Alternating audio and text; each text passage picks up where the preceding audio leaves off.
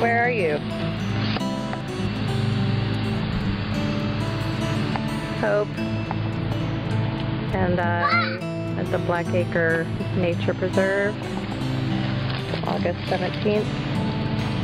Hope's running out of carrots quickly.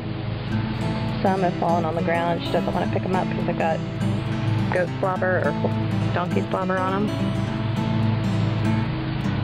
Actually, I guess these are mules, actually. They're big. They're a cross between a horse and a donkey. These are mules. They're cute. Show us how you do it, Hope.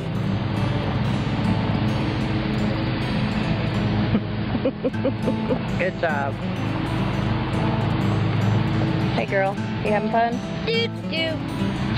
We're officially out of carrots. Uh-oh. I'm out of carrots! Dig! What are you? What are you? You're out of carrots right here! What are you then?